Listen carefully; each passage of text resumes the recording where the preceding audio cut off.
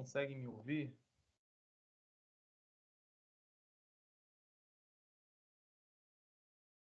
Estão me ouvindo? Rinaldo?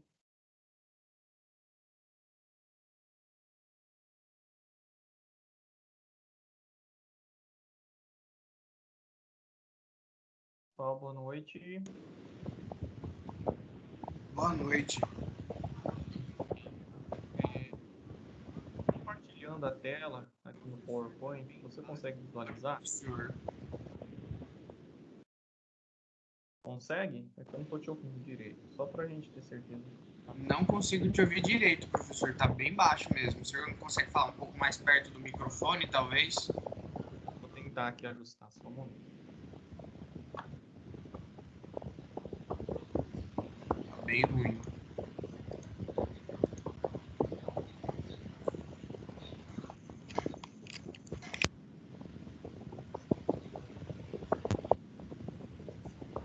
A mesma coisa.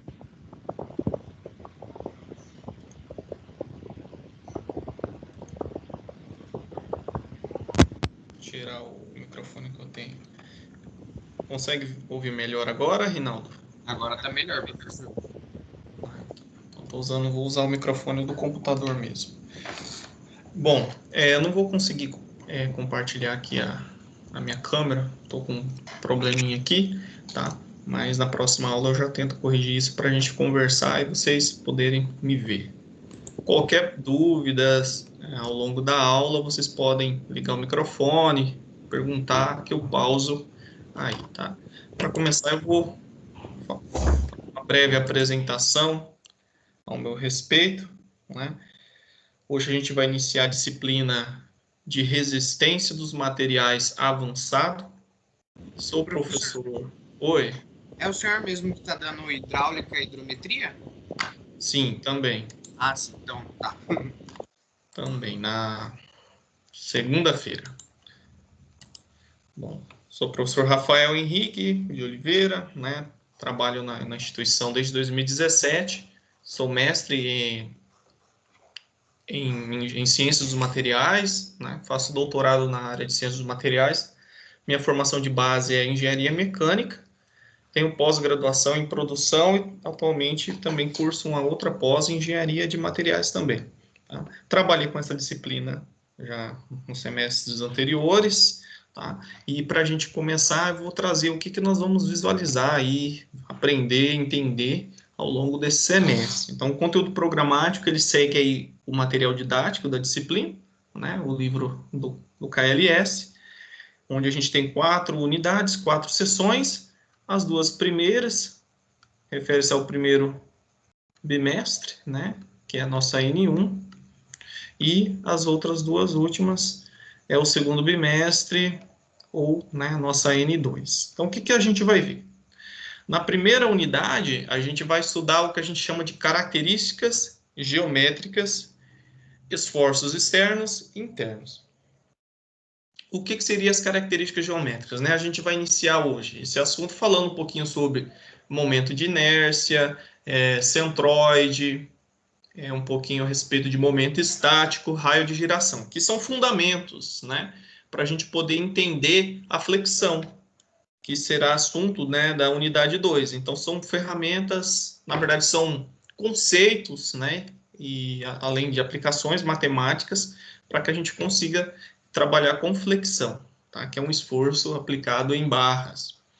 Vamos estudar um pouquinho a respeito dos esforços externos e internos, esforço cortante, momento fletor, para poder construir o que a gente chama aí de diagrama dos esforços internos solicitantes, né? A gente vai descrever um carregamento de uma estrutura, por exemplo, né? Aqui temos um exemplo de uma viga que está sujeita à flexão, e traduzir esse esforço aqui num diagrama, né? Nesse diagrama que a gente chama de diagrama dos esforços internos, que aí facilita, né, o cálculo, consegue entender onde é a região da estrutura que está sendo mais carregada ou solicitada. Tá? Então, na unidade 2, como já antecipei, a gente vai falar de flexões em barras, tá? Vai entender esses conceitos. E na terceira unidade, a gente vai trabalhar a respeito de pilares, né? São condições, né, para que a gente consiga dimensionar pilares. Então, a gente vai entender o que a gente chama de flambagem. Flambagem é um fenômeno, né, de carregamento de pilares, onde a gente aplica, geralmente pilares, colunas, estão sujeitas a uma carga compressiva na extremidade, né? Dependendo das condições geométricas e estruturais, a gente vai ter uma perca de estabilidade, e a tendência é que essas estruturas criem uma deflexão lateral, é como se fosse uma flexão lateral, cria uma barriga, né, como a gente pode dizer. Ou uma forma de visualizar, você pegar uma régua e apertar a extremidade com a sua mão, você vai perceber que ela tende a fletir lateralmente. Então, a gente vai entender como calcular isso, qual que é o limite de carga, e como dimensionar uma estrutura para que ela não sofra a flambagem.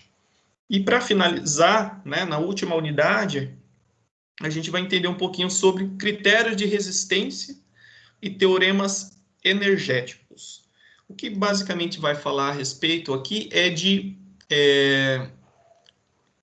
teorias, né? São teorias dentro de resistência dos materiais que servem, né, para prever, né, falha estrutural de acordo com o carregamento. Então, dependendo do tipo de estrutura e o material utilizado, existem teorias, né, que servem para nos dar, né, uma condição de previsibilidade se há, né, a probabilidade de ocorrer falha ou não, né, ou se aquela estrutura ela está dentro de uma região que a gente chama de uma região segura ou uma região que está no limite, né, da sua capacidade de resistência.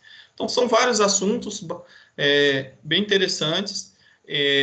O tópico da seção 1.1 e o da seção 1.3 são os mais demandados em termos de aula, então eu vou utilizar esta aula e a aula seguinte para tratar da seção 1.1, e na terceira aula e na quarta eu vou trabalhar diagramas de esforços internos, que vai demandar um pouquinho mais de tempo. E, por fim, né, na sessão de flexão, a gente consegue trabalhar mais rapidamente esses conceitos, para a gente conseguir chegar na N1 com esses conceitos e conteúdos aplicados, tá? Então, basicamente, eu avalio vocês com exercícios e vocês têm um prazo, geralmente semanal, para entregar. Então, a cada sessão eu proponho alguns exercícios. Então, vocês precisam realizar esses exercícios no caderno e encaminhar para mim, que eu vou instruir assim que eu passar esse exercício, como vocês vão fazer esse envio. Além, claro, né, voltando aos encontros presenciais, a gente tem a possibilidade de ir ao laboratório, fazer algumas práticas com relação a essa disciplina, que também serve como avaliação. E essas pontuações de trabalho e relatórios somam com a pontuação geral da disciplina, né? Lembrando que a N1 e a N2 tem uma pontuação exclusiva, né, que se você não atingir a soma necessária, não é aprovado na disciplina, tá? Que no caso é 2.500 pontos de N1 e N2, tem que ser no mínimo, né, 2.500 pontos. Se não atingir essa pontuação, você precisa refazer a disciplina, ou no caso, né, se possível, ainda vai para exame para atingir a nota. Bom, falando isso aqui, a gente pode começar um pouquinho já tratando aí da seção 1.1, características geométricas de superfícies planas. Tá. Antes de entrar no assunto, eu acabei me esquecendo, né? Eu vou disponibilizar um link na seção 1.1 do AVA. Esse link é para o grupo da disciplina, o grupo do WhatsApp da disciplina. Então, no final da aula, dá uma entradinha lá no AVA, clica no link e entra no grupo, para a gente melhorar a comunicação. Às vezes fica mais fácil vocês se comunicarem comigo do que pelo meio mensagens que tem lá. Então, eu posso passar informações, às vezes encaminhar alguma atividade.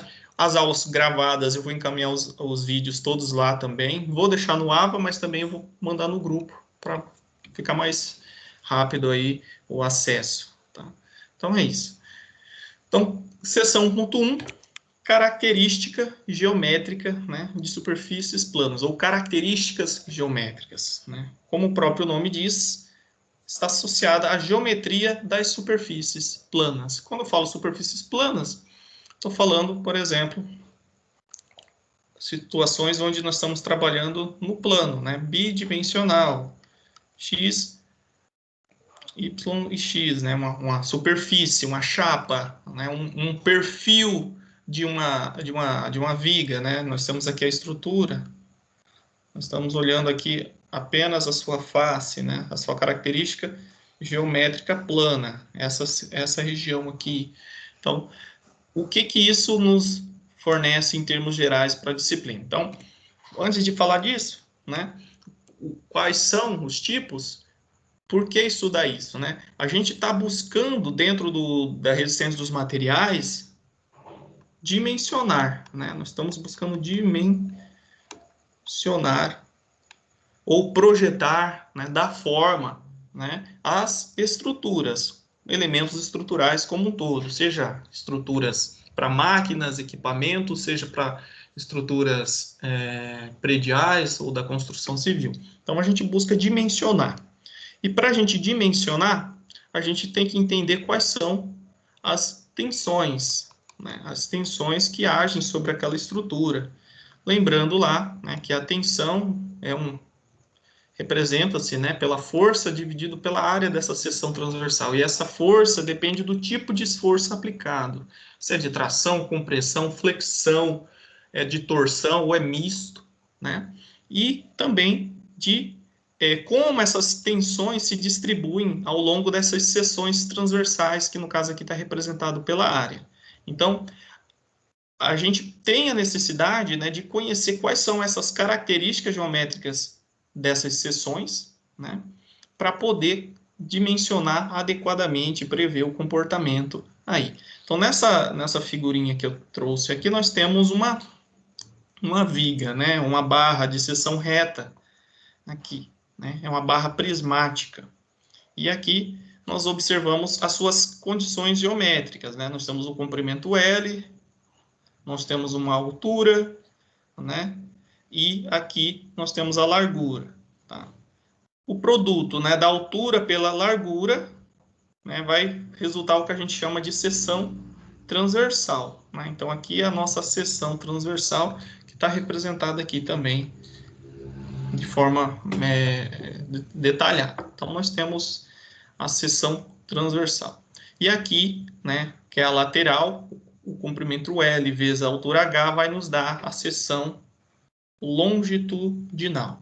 Então, nós estamos preocupados neste momento em entender, né, as características geométricas da seção transversal, né, que está nessa região aqui. Tá? E dentro, né, das características geométricas de figuras planas, nós temos as principais, que é a área, né, dessa seção transversal aqui, o momento de inércia, o momento estático, módulo de resistência, centro de gravidade, ou centroide também, que a gente chama. Opa!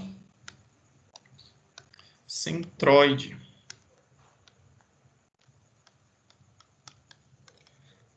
A gente pode dar o nome de centro de gravidade, centroide, baricentro, tá?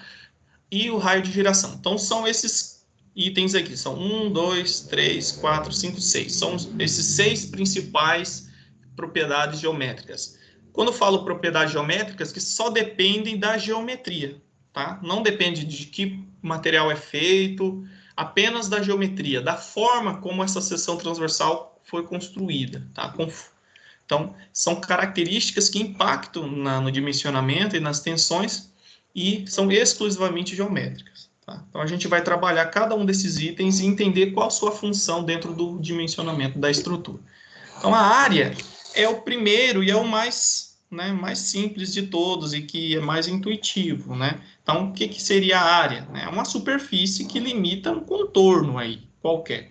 Essa área ela pode ser complexa, né? Pode ser uma seção complexa, como aqui, no caso, né? Fiz um exemplo complexo, ou pode ser obtida através aí de formas geométricas bem conhecidas, como retângulos, nesse caso, ou uma junção. Né? Nós temos aí uma combinação de retângulos com círculos, entre outros. Então, a área é uma característica geométrica da figura. Tá? basicamente, a área, ela impacta no dimensionamento quando a gente está trabalhando de tensões normais, tá? Tensões normais, quando eu falo normais, são tensões de tração e compressão. Vou limpar aqui os slides para ficar melhor da gente falar. Então, a área... Aqui. A área é uma característica geométrica, né, de uma figura plana, que impacta, né, nas tensões normais. Tensões normais, tração, compressão e nas transversais também, né, tensões transversais, como que a gente chama aí de cisalhamento, né, de corte, tensões de corte. Então, quando a gente usa a propriedade geométrica da seção relacionada à área, a gente está utilizando, né, essa característica geométrica para determinação de tensões normais. A unidade, né, de área é bem conhecida, aí é L ao quadrado, ou seja, é uma unidade de comprimento ao quadrado. Então, a gente costuma tratar em milímetros quadrados, metros quadrados, centímetros e assim vai, depende aí da estrutura ou elemento estrutural que a gente está trabalhando. Então, é a primeira, é a mais simples, então depende da forma, né? Se for uma seção transversal simples, né? Base vezes altura. Se for uma seção transversal complexa, né? A gente precisa aplicar aí uma integral de área, né? A gente precisa fazer a divisão em elementos infinitesimais, aí aplica-se, né, aquele conceito de integral para calcular a área de uma figura ou de uma geometria complexa, né? Faz vários retângulos, tanto tão pequenos quanto se queira, a fim de, né, somá-los e no final a gente conseguir encontrar a área total da figura, tá? Nós vamos basicamente trabalhar com seções transversais conhecidas, retângulos, triângulos, círculos, semicírculos mistos dessas figuras. Quando a gente vai recorrer a figuras de seções geométricas complexas, aí a gente não consegue analiticamente trabalhar com a solução integral devido à complexidade, né? Então aí vai para softwares de elementos finitos que vai trabalhar com malhas, né, que vai conseguir somar e integrar e calcular a área. A não ser que o problema te forneça qual que é a função da área, né? Aí você faz a integral da função, você soma e encontra a área, tá? Mas fora esse aspecto, a gente vai trabalhar com as seções transversais comuns, que é encontrada aí na prática da engenharia, né? Seções retangulares, quadradas, circulares, seções vazadas, né? E justaposições de outras figuras geométricas, tá? Ou formas geométricas. Então, falando apenas disso, de área, né, que é bem tranquilo, vamos começar com o momento estático, né? O que é um momento estático? O momento estático a gente vai utilizar, né, quando a gente vai estar trabalhando com tensões transversais, né? Então, a gente lida com tensões transversais. Tensões transversais são cargas aplicadas aqui, né, transversalmente à seção da estrutura. Então, está bem apoiado, tensões transversais, no caso aqui, flexão, tá? Temos tensões transversais de corte também, mas aí a gente vai usar a característica aqui, que é a área comum da estrutura. Então, quando a gente fala em momento estático, a gente está falando aí de flexão. A gente vai usar esse conceito quando for trabalhar na flexão. Então, antes de aplicá-lo, a gente precisa saber como calcular, tá? Então, basicamente, a gente pode entender o seguinte, né? Que o momento estático, ele pode se, como que eu posso dizer, fazer uma analogia, uma comparação com o momento de uma força vezes a distância, né? É um momento aí que a gente chama de binário, ou torque. Dentro aqui da resistência dos materiais, o momento estático vai ser a área da seção vezes a distância, tá? Que separa a área que a gente está trabalhando em relação a um determinado eixo. A gente usa a letra M, tá? Para descrever o momento estático. Então, o momento estático nada mais é que o produto, tá? Da área. Eu vou chamar aqui, no caso, nós temos uma área pequena, tá? é uma área muito pequena, então eu chamei ela de dA, é uma área muito pequena, infinitesimal, então é o produto da área, dA, vezes a distância em relação a um eixo qualquer de referência. Imagina que você está analisando essa área em relação a esses eixos aqui. Esses eixos poderiam estar em qualquer outra região. Tá? Então, o momento estático é o produto da área vezes essa distância. Quando eu pego o produto da área vezes essa distância da área até o eixo x, né, que no caso aqui seria essa altura, que eu chamei de y, eu vou estar calculando o momento estático em relação a x. Tá? E o momento estático em relação ao eixo y é o produto dessa área aqui vezes a distância da área até o eixo y. Então, que seria esse comprimento dado aqui como x. Tá? Então, dA. Então, essa é a definição. Quando nós temos, né, uma figura plana que tem área significativa, né, uma área extremamente significativa, que nós estamos pegando apenas um ponto, né, uma área infinitesimal. Mas quando nós temos uma superfície complexa, como aquela que eu forneci para vocês, a gente vai ter que aplicar essa notação integral aqui, a gente vai ter que integrar a área, né? Então, eu vou ter que usar a área total dessa estrutura aqui, tá? Então, eu vou fazer da mesma forma, então, o momento em x é a integral da área, que vai do produto, né, dessa distância da área até o eixo que eu quero, vezes dA. E o momento em relação a y é a integral dessa área total, né, para eu somar todos os elementos para chegar na área total. Então, é x, que é a distância até o eixo y, que eu estou calculando o momento estático em relação a y. Então, esse ponto até o y vai dar essa distância x, vezes dA. Então, o que significa essa integral? Basicamente, essa integral, ó, a área A que está aqui, é a integral de dA. Ou seja, é a somatória desses pequenos elementos de área dA aqui. E eu vou encontrar a minha área total. Então, por isso que aparece essa integral aqui. Tá? Muito raramente a gente vai usar nos exercícios essa abordagem, mas é importante entender isso aí. Então, quando nós tivermos, né, figuras conhecidas, por exemplo, retângulos, né, retangulares, que tem área A, né, e eu estou utilizando agora um eixo de referência aqui, a gente vai ver melhor esses eixos de referência. Então, nós temos o eixo Y, o eixo X. Eu vou usar outros eixos. Esse eixo está sobre a figura, então fica um pouco mais chato de trabalhar. Vamos considerar o eixo que passa aqui embaixo. Igual está aqui. Então, a superfície que a gente está trabalhando, a forma, está nessa região. Então, aqui nós temos a área, né? A distância. Essa aqui é a distância y.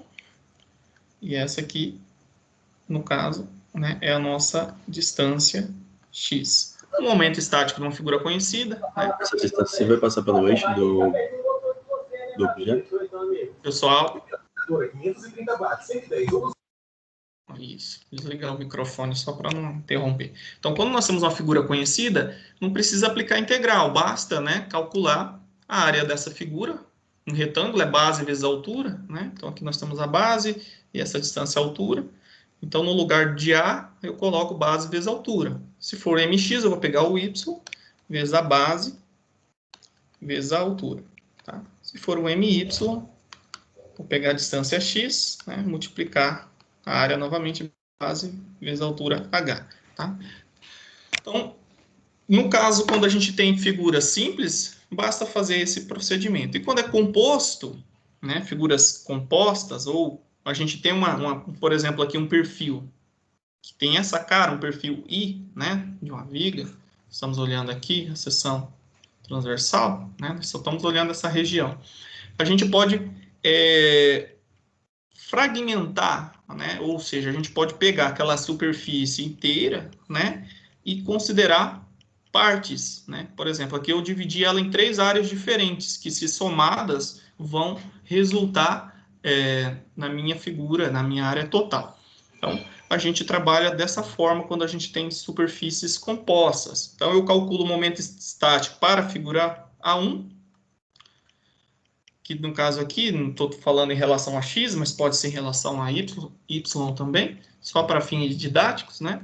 Então, o que seria o momento estático dessa figura 1 em relação a x? Seria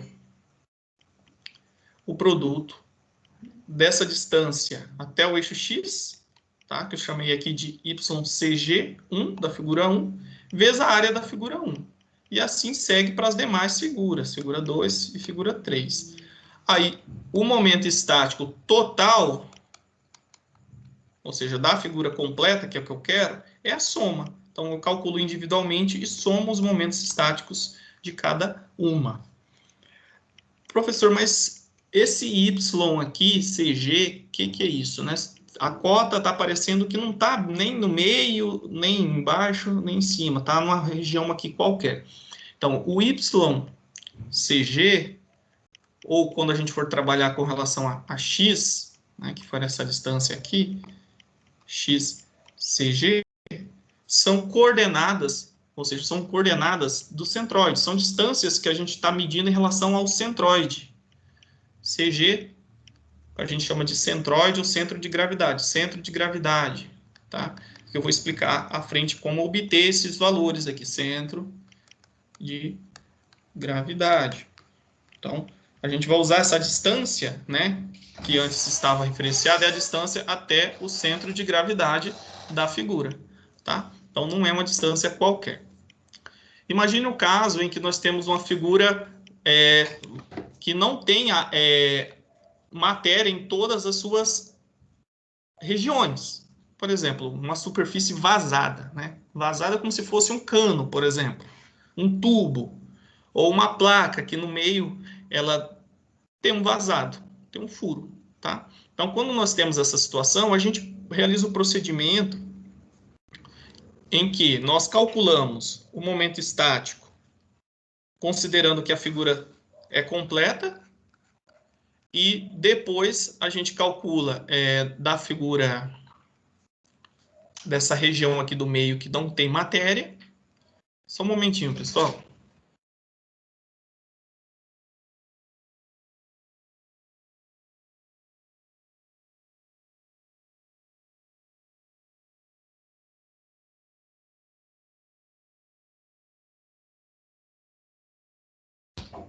Pessoal, desculpa, eu tive que interromper aqui.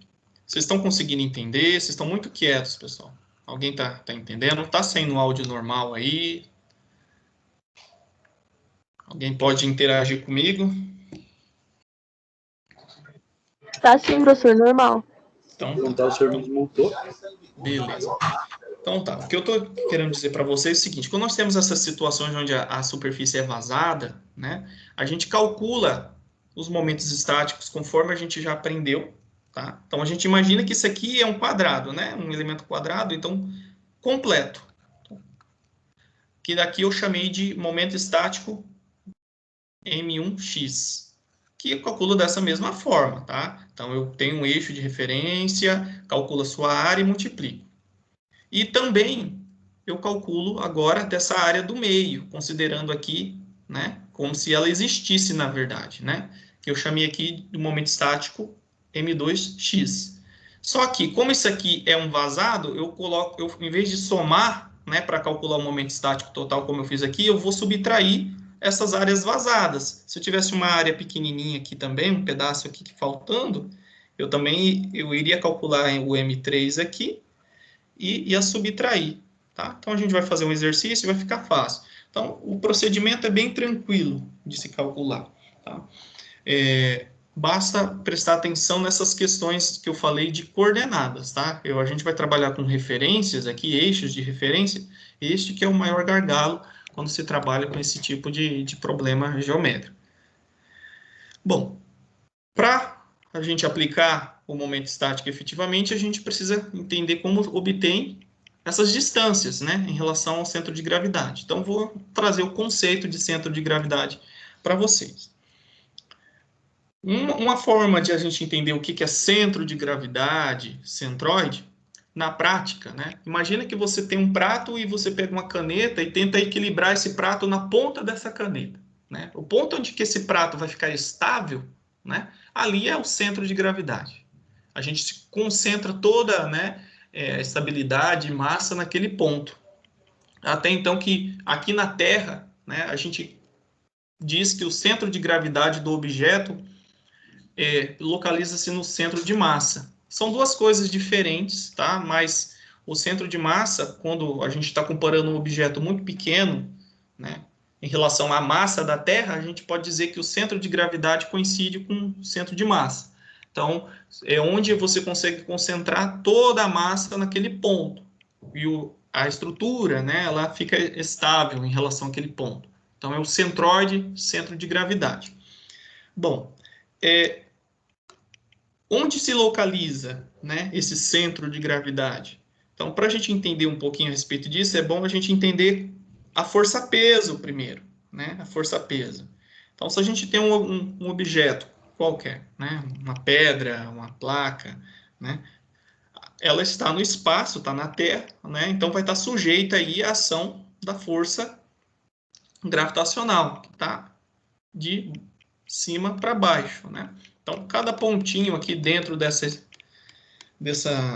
material, ou dessa pedra, dessa estrutura que a gente está olhando, está sujeito, né? Cada porção de massa, né? Partículas mínimas, está sujeita aí a essa ação dessa força de cima para baixo, que a gente chama de força gravitacional, né? E essa força gravitacional, elas são paralelas, né, entre si, e que somadas, no caso, vai constituir o que a gente chama de peso do corpo, né? Então, o peso do corpo, tá? Então, mesmo que a gente mude o corpo, né? Mude o corpo não, rotacione esse objeto, né? Mude a posição desse objeto através de uma rotação, ele vai estar sujeito aí à mesma ação da gravidade, né? Então, a gente diz o seguinte, né? Que o centro de gravidade, ou centroide, ele é um ponto dentro aqui desse material, dessa estrutura, em que essas forças, né, paralelas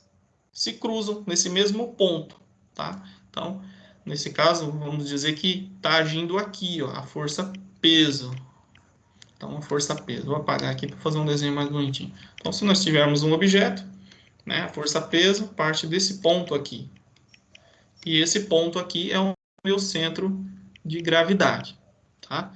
Uma situação aqui, nós temos uma figura complexa, né? Um corpo complexo. Aqui, nesse ponto, né?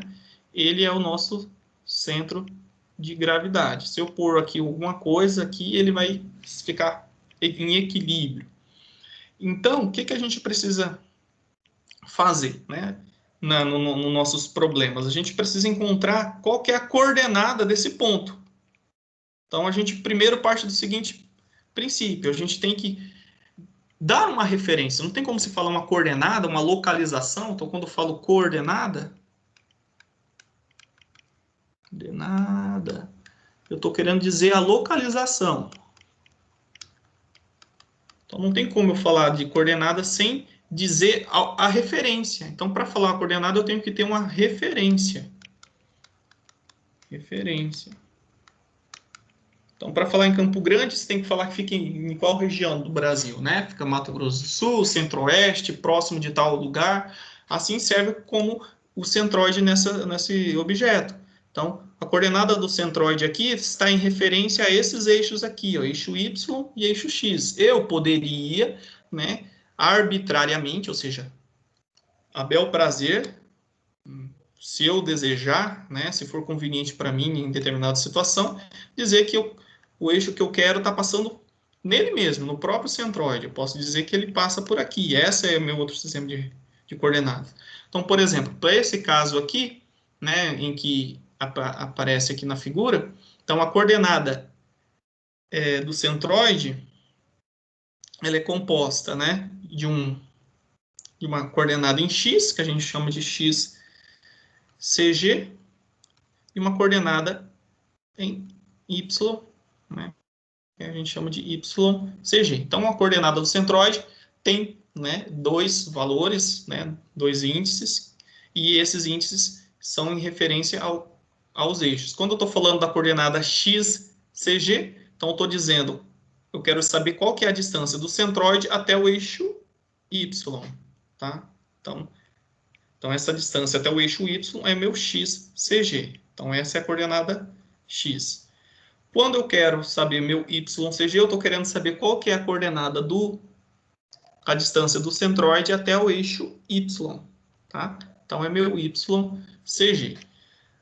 Imagine esse exemplo aqui que eu coloquei os eixos, né, em que passam pelo centroide. Então, qual que é a coordenada x desse centroide?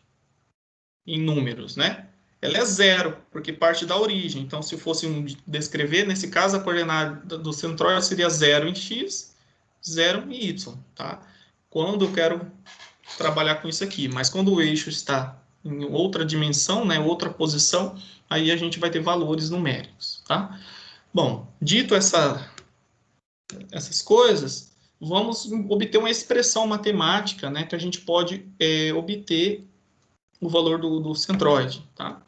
Então, a gente viu aqui que o momento estático, né, em relação a x, deixa eu apagar o momento estático em relação a x é igual à coordenada y do centroide vezes a área, né? Então, vou escrever aqui. A coordenada, o momento estático, perdão, é a coordenada y do centro de gravidade vezes a área. E o momento estático y, né, em relação ao eixo y, é a coordenada x do centroide vezes a área, tá? Então, o que a gente pode fazer é isolar isso aqui, né? Então, nesse caso aqui, eu vou trazer para cá. Então, a coordenada, vou começar com x pela ordem, para ficar mais fácil. Então, o x, CG, nada mais é que o momento estático em relação a y, dividido, né? Esse azinho vem para cá, dividido pela área. Ok? E a coordenada y do centroide é igual o momento estático em relação a x dividido pela área. Ah, professor, mas não ajudou muita coisa, porque para eu calcular o momento estático, eu preciso saber a coordenada do centroide. Isso é verdade, né? Então, a gente precisa agora desmembrar isso para uma outra linguagem. Então, a gente pode dizer o seguinte, né? Eu posso fazer com que esse A venha para cá. Então, eu posso dizer que é 1 sobre A, tá? 1 sobre A. Esse MY eu posso reescrever na sua forma integral, que estava aqui no início. Ó. Então, eu posso dizer que o MY é a integral de x dA. Né? Só estou deduzindo as expressões, pessoal. Então, é a integral de x vezes dA. E, aqui no caso, de forma análoga, é a integral de y dA. Tá? Então, isso aqui é a integral de área. Então, se eu tiver a função de integral de área, eu consigo, né, aplicando esse conceito aqui, encontrar o centroide. Isso é bem trabalhoso, né? Em via de regra, a gente vai fazer um exemplo mais à frente de como usar essa notação integral para apenas entender como que eu obtenho as expressões, né? Mas, na prática, a gente vai usar tabelas, como esta aqui, tá? Então, aplicando aquelas integrais que eu mostrei anteriormente, né, para figuras, por exemplo, como retângulo, triângulo, entre outros, a gente já vai ter as expressões, tá? Para o x, CG, o y, CG, para essas figuras, tá? Então, essas integrais aqui, a gente aplica para figuras que a gente quer e encontra essas coordenadas, tá? Então, eu já vou falar um pouquinho melhor a respeito daquelas tabelas ali. Daquela tabela. Tá? O momento estático para figuras compostas, várias figuras, né? Uma seção composta de várias figuras, a gente faz lá a soma, né, dos momentos estáticos de cada parte. A gente quebra, né, e soma as partes. O centroide, ele é feito de forma bem parecida. Né? Então, como a gente viu, ó, o x CG, naquela hora, ela era o momento MY, né, dividido pela área, de forma resumida, né? Então, quando a gente tem, por exemplo, aqui um caso de uma figura complexa, ou que a gente pode decompor em áreas, por exemplo, aqui nós temos a área 1, a área 2, a área N. Então, o que a gente faz, né? Eu calculo os momentos estáticos de cada uma dessas figuras. Então, por isso que aqui em cima nós temos a somatória. Esse AI vezes XI é igual ao MY, tá? Então, MY é a área vezes essa distância. E aqui embaixo, né, eu tenho as somatórias das áreas. Então, figuras compostas, a gente faz a somatória dos momentos estáticos de cada área e divide pelo somatório dessas áreas. Tá? Pode parecer um pouco confuso, mas a gente vai fazer exercício. Então, quando é várias figuras, a gente calcula os momentos estáticos individuais, soma-se, divide pela somatória dessas áreas individuais, que vai dar a área total. Assim serve para o YCG. Bom, para facilitar a nossa vida, né? Então, a gente vai utilizar tabelas que vão nos auxiliar para encontrar essas coordenadas dos centros de gravidade ou centroide. Só vou fazer uma ressalva com relação aos eixos de referência. Então, sempre que você consultar uma tabela, vocês podem encontrar em livros, na internet, tá? No Google aí, e eles podem fornecer tabelas onde os eixos utilizados na figura são transladados, ou seja, são mudados de posição aqui dentro do objeto. Então, tome cuidado, tá? Então, neste caso aqui, eu estou utilizando um centro de gravidade, né, que foi as coordenadas do centro de gravidade que foram obtidas usando, por exemplo, essa posição. O eixo X passa pela base e o eixo Y passa por essa lateral aqui, tá? Então, neste caso do retângulo, a coordenada x, que seria essa desse ponto até esse ponto, equivale à distância b sobre 2. Então, se você tiver um retângulo e quiser saber a coordenada x do centroide, divide essa distância aqui, né, por 2. E a coordenada y, né, do centroide é essa distância daqui até o eixo x. Então, vai ser h sobre 2, tá? Aí nós temos aqui para o triângulo, a gente vai aplicar nos exercícios e vamos consultar melhor. Ó, por exemplo, para o círculo, né? Quando a gente está trabalhando com o círculo, ó, o autor aqui ele trabalhou com as coordenadas passando diretamente pelo centro de gravidade. Então, tanto as coordenadas x quanto y são nulas, tá? Então, parte do zero, né? Então, é importante ver isso aqui. Ok, para não ficar só na conversa, vamos fazer um exemplo aqui. Tá tudo certo, pessoal? Estão conseguindo acompanhar?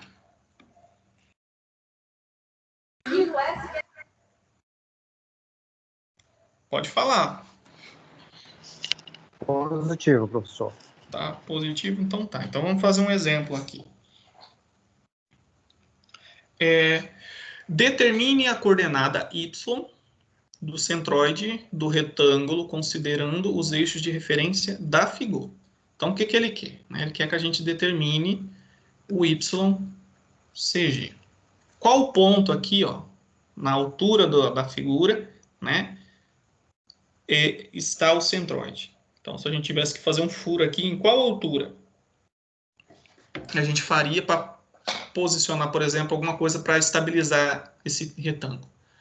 Então, a gente tem que lembrar que a coordenada y do centroide, né, pela expressãozinha anterior, é igual ao momento estático da figura em relação ao eixo x dividido pela área. Então, só estou reescrevendo aquela figurinha.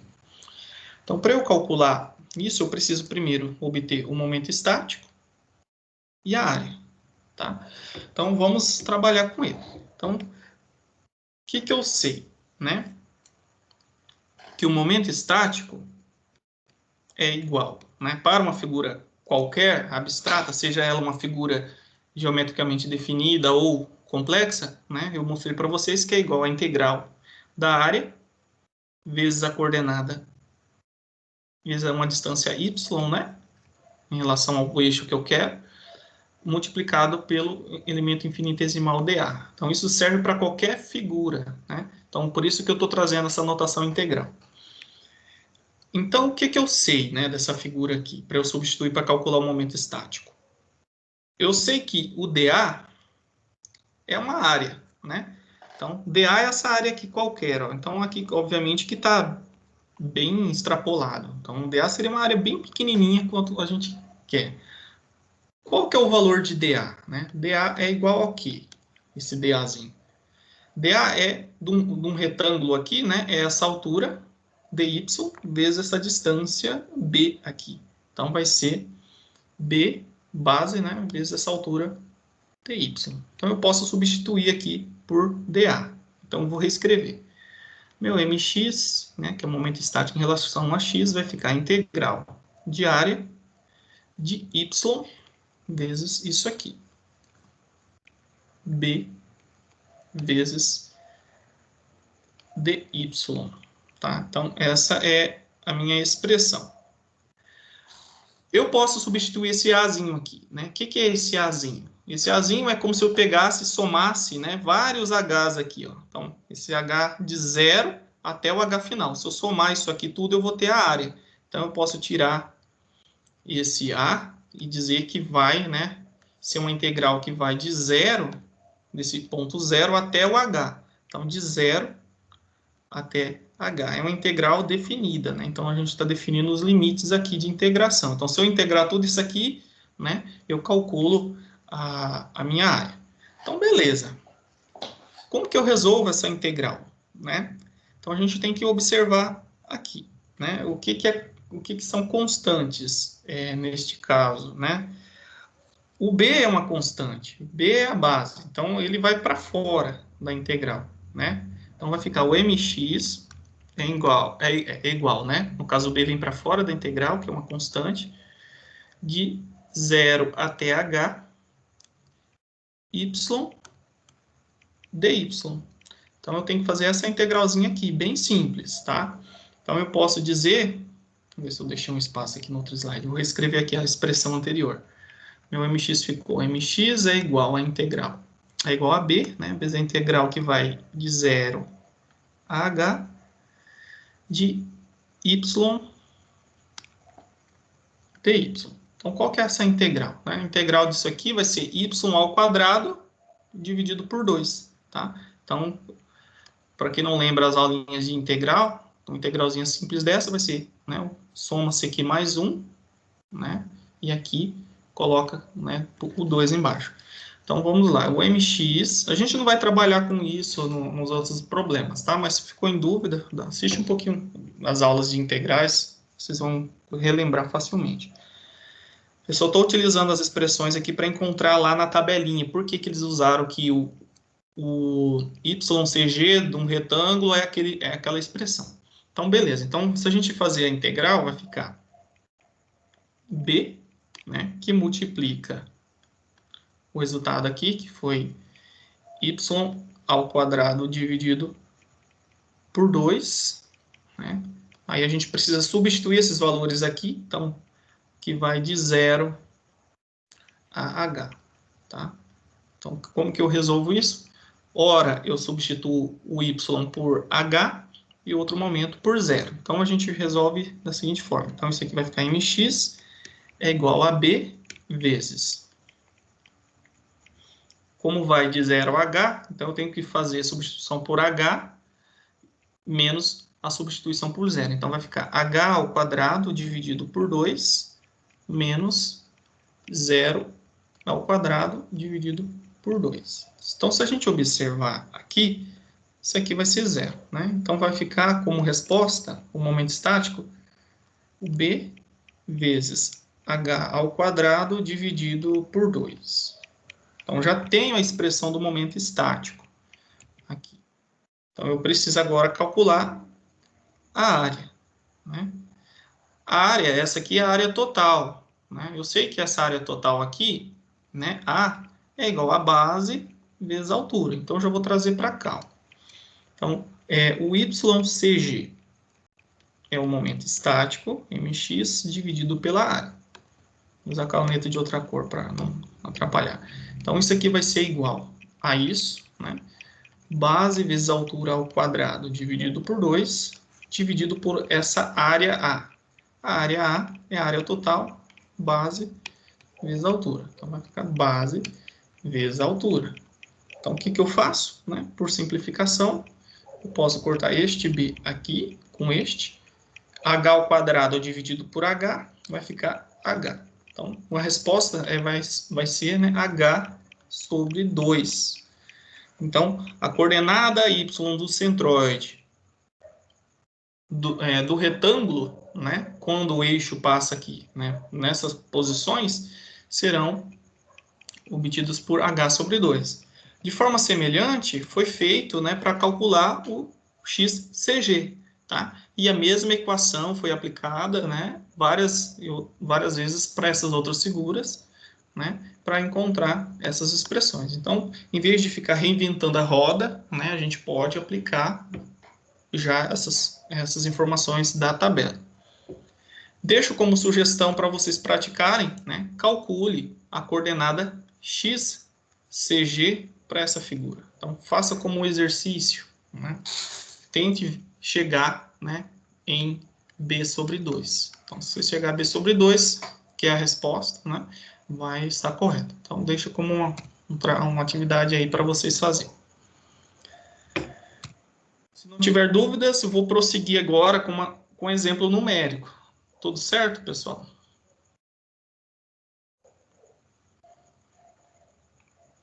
Tá muito difícil? Tá rápido? Tá devagar? Como que tá?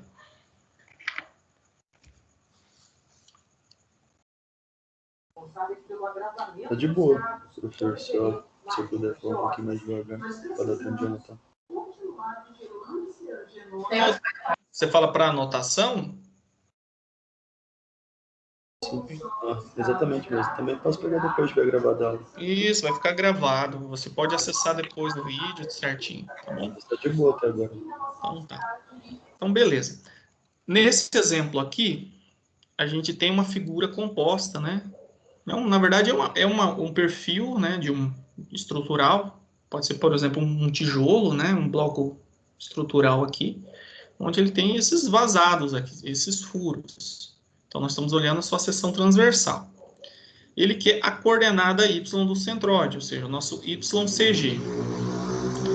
Como a gente percebe, né, é uma figura relativamente simples, né? Então, para que a gente possa encontrar essa coordenada, a gente precisa lembrar que o YCG, YCG é igual ao momento estático em relação a x dividido pela área. Só que aqui, no caso, né, é uma figura composta. Então, vai ser, né, a somatória dos momentos estáticos em relação a x dividido pela somatória das áreas, para chegar à área total, né, da figura. Então, a gente precisa calcular os momentos estáticos para as figuras que eu defini. Então, eu considerei que este elemento pode ser considerado composto de uma figura 1, que seria isso aqui todo, ó, sem nenhum vazado, então eu chamei de 1. Esse retângulo 2 aqui e esse terceiro. Então, a gente vai trabalhar nessas concepções. Então, eu tenho que calcular para cada uma das áreas e substituir nessa expressão. Vamos começar primeiro, né, calculando as áreas, né? Calculando as áreas. Só para vocês criarem uma sistemática de resolução, então começa calculando as áreas. No caso, eu quero saber a área total. Então, a área total, eu vou chamar de A, é igual a essa área A1, aqui, considerando o elemento perfeito, sem nenhum vazado, área A1, menos essa área vazada aqui, A2, e menos essa área vazada que eu chamei de A3, tá? Então, essa é a expressão. Então, eu preciso agora calcular o A1. Quanto que é o A1? Isso tudo, né? Então, é essa base aqui, vezes essa altura aqui. O exercício nos deu que a base vale 2 mais 4, 6, com mais 2, 8. Então, é 8 vezes essa altura, que é 15, vezes 15. Menos a área 2. A área 2 está aqui, ó. A área 2 é essa dimensão aqui, que no caso vale 4, vezes a altura, que no caso aqui é 6. A área 3 é 4, né, vezes 3. Menos 4 vezes 3. Então, se a gente resolver isso aqui, né, lembrando os sinais de menos, tá, nas áreas vazadas, a gente vai obter uma área total, que é a área achurada, né, área achurada de 64 centímetros quadrados. Tá? Então, essa é a informação. Feito isso, a gente segue para a segunda etapa, né? Vamos calcular o momento estático, o M. No caso, como ele está trabalhando com o centroide em relação ao eixo Y, a gente vai buscar só o MX, tá? Se o problema quiser ambos, aí vocês têm que fazer esse processo outra vez, porém mudando aí as referências. Então, o MX. Então, eu sei que o MX é obtido, né, através da somatória dos MX das áreas pequenas. Então, considerando o MX1 a área total, então vai ser MX1, né, considerando a perfeito, sem vazado, subtraio os demais que são vazados. Então, MX2 menos o MX3. Ok. Então, vamos começar fazendo separado. Então, o momento estático em relação a x da figura 1, como que eu calculo? Lembrando que é a coordenada y do centroide da figura 1 vezes a área da figura 1. Qual que é a coordenada y do centroide da figura 1? Né? Ou seja, qual que é essa distância do centroide até o eixo x aqui? Aí temos que lembrar o que eu acabei de falar, né? Como nós temos uma figura retangular, que é essa aqui, a gente tem que olhar na tabelinha lá, qual que é o YCG. Eu acabei de deduzi-lo, né? Mas a gente faz esse processo. Então, uma figura retangular, a coordenada Y do CG é H sobre 2, desde que os eixos passem, né, por essas regiões. Então, nesse caso, está passando, é igualzinho, está ali. Então, é H sobre 2.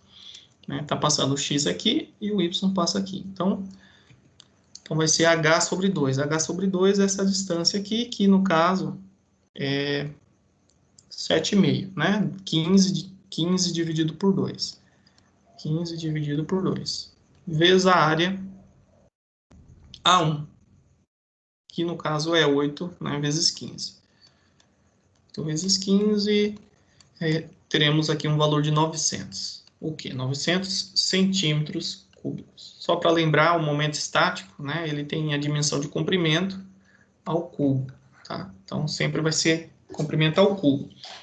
O exercício ele foi bonzinho com a gente, ele já forneceu os valores aqui, né? Mas eu já vou considerar isso aqui e mostrar para vocês como que eles foram obtidos. Então, ele já está cotado aqui. Vamos para o MX da figura 2. Então, é a coordenada do centroide da figura 2 vezes a área 2. Bom, aqui que está a dificuldade, né? Por quê? Né? Essa figura aqui é uma figura retangular também, assim como a figura 1.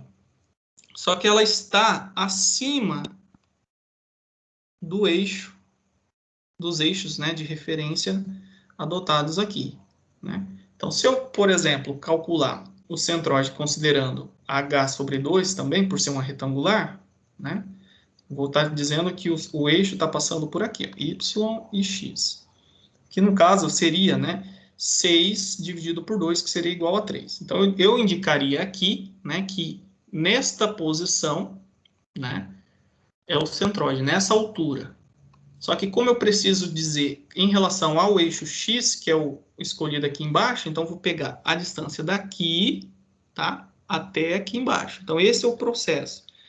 Quando a figura está deslocada, você calcula, né, em relação ao centroide e os eixos conforme aparecem nas tabelinhas, que é o que está aqui. Depois você soma, né? Você pega a distância do eixo X até o ponto que você acabou de dizer. Então, você diz que essa cota aqui é na posição 3. Então, quer dizer que daqui até aqui vale 3, tá? Então, daqui a aqui vale 3, daqui para cá vale 2, né? 5, 8, 10. Então, o nosso YCG para essa figura vai ser igual a 3 mais essa distância daqui para cá, ó, que no caso é 7, mais 7, que é 10, que é o conforme apresenta aqui na cota do desenho, tá? E a área segue o mesmo processo, 4 vezes 6. 4 vezes 6, então nós teremos 240 centímetros cúbicos. O 7 o senhor tirou da onde? Oi? 7 o senhor tirou da onde? Deixa eu limpar aqui e já mostro para você. Eu estava esperando vocês... Pode atrapalhar o senhor assim ou tem problema? Não, tem que falar. Essa que é a ideia. Vocês... É uma aula normal, pessoal. Isso aqui vocês não estão assistindo um vídeo no YouTube. Aqui vocês têm que interagir mesmo. Vou sublinhar aqui, vou recapitular. Então, aqui nós estamos calculando o centroide dessa figura, né?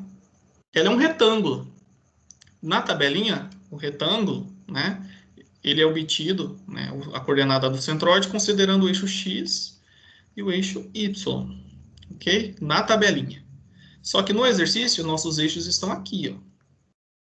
Então, primeiro, o que eu faço? Eu uso a fórmula que está na tabela, que diz que o YCG é o H da figura dividido por 2. O H eu considero essa dimensão aqui. Então, é 6 dividido por 2, que deu 3, ok? Então, aqui é o zero, o início do eixo do exercício, né? Do caso da tabela. Então, eu vou contar, vou subir 3 unidades aqui. 1, 2, 3. Então, estou dizendo que está aqui, ó, na metade dessa figura. Isso aqui é o CG com base nessa referência. Mas o problema está dizendo que é este que eu tenho que considerar, X aqui. Então, o que eu faço? Então, eu desço deste ponto até o eixo X, ó. Então, a distância efetivamente do centroide que eu preciso é essa aqui, ó. Eu sei que daqui até aqui eu tenho 3, certo? E daqui até aqui eu tenho 2, mais 3, 5, com mais 2, 7. Então, aparece esse 7 aqui na expressão. Tá? Aqui no caso, o nosso YCG 2 é igual a 10. Né? Entendi. Beleza. Então, a gente vai fazer isso também com a figura 3, é o processo. Tá? É bem tranquilo. Só tem que tomar cuidado para não esquecer. Então, a figura 3 também é uma figura retangular. Deixa eu apagar isso aqui.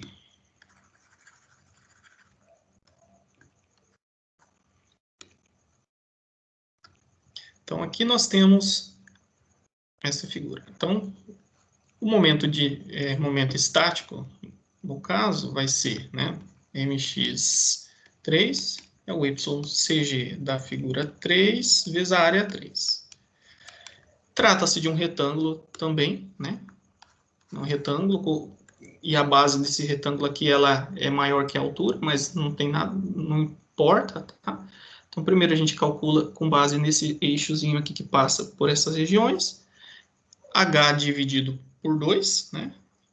É a mesma equação, ycg, h dividido por 2, que no caso da figura aqui vai ser 1,5, né? Essa altura vale 3, vai ser 1,5. Então, eu sei que daqui até aqui é 1,5, mas eu quero essa distância total. Então, nós temos 1,5 mais 2 vai dar 3,5, tá? Então, nós temos 1,5 mais 2 ali, 3,5, que é o que o exercício também traz como cota. A altura vezes a base vai nos dar a área 3. Então, a base vale 4, a altura vale 3. 4 vezes 3 vai dar 12. Então, no caso aqui, nós temos um momento estático de 42. Agora, o que eu faço com isso, né? Os resultados daqui, eu vou resolver a continha aqui em cima, né? O M1 menos o M2 menos o M3, que aí vai me dar o MX, que é o que eu preciso, que é o momento estático da figura achurada, tá? Que no caso aqui vai ser, o MX vai ser de 618, tá? Centímetros cúbicos. Lembrando que isso aqui são momentos estáticos negativos, porque são relativos às áreas vazáveis. Centímetros cúbicos. O que eu faço com esses valores? Eu venho aqui para a fórmula, para calcular a coordenada do centroide da figura que eu quero.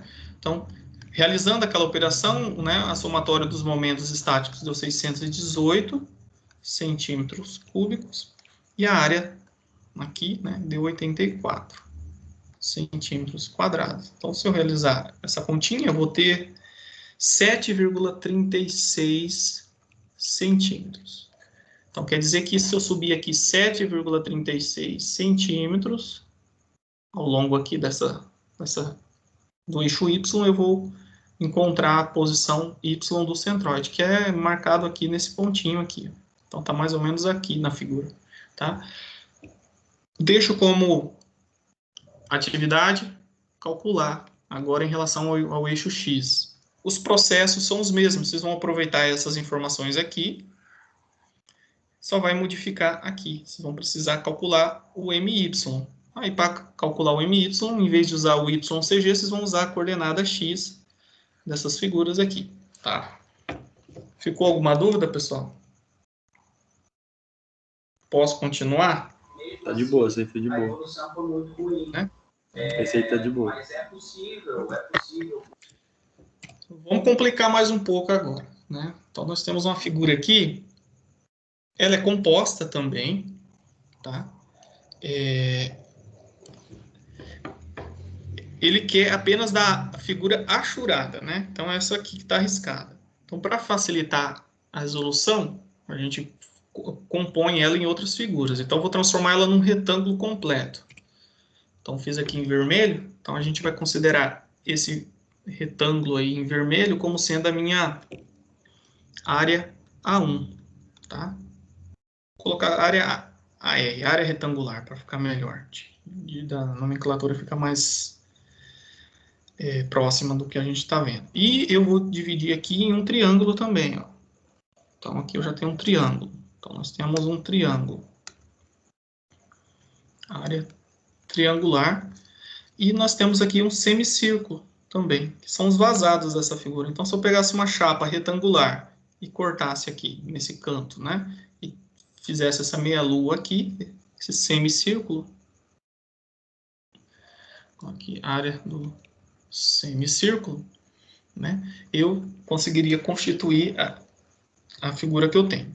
Obviamente que essa área aqui é negativa, né? A área do triângulo é negativa e a área do semicírculo também é negativa. São áreas negativas. Beleza. Então, o processo é o mesmo. A gente precisa calcular as coordenadas. Nesse caso, ele quer a coordenada X do centro de gravidade e a coordenada Y do centro de gravidade. Então, é um processo semelhante ao anterior, só que um pouco mais demorado, porque nós temos que repetir o processo.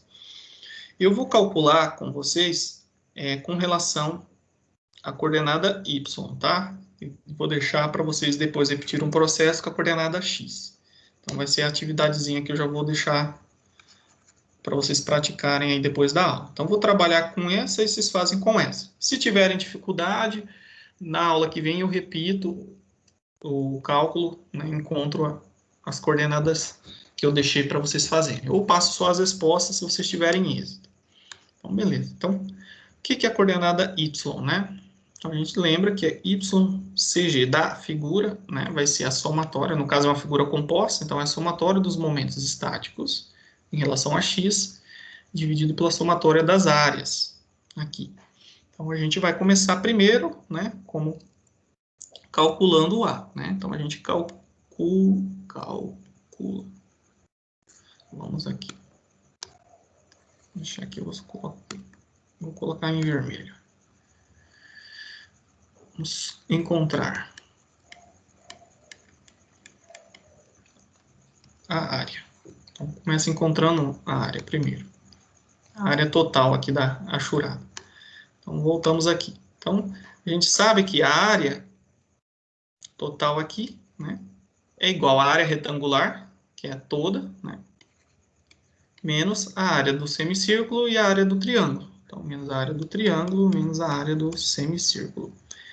A área do retângulo total aqui, é bem tranquilo, né, que é essa distância até aqui. Então, nós temos 3 mais 3, 6, com mais 4, 10, com mais 2, 12. Então, é 12 e vezes essa altura, vezes 6. A área do triângulo, para quem não lembra, né, é base vezes a altura dividido por 2. Então, vai ser a base, que é 3, vezes a altura, que no caso aqui desse exercício é 6. Tudo isso dividido por 2. E a área do semicírculo? A área da circunferência é π vezes r ao quadrado, né? Completa. Mas a meia circunferência, então, é π vezes r ao quadrado dividido por 2. Então, é a metade.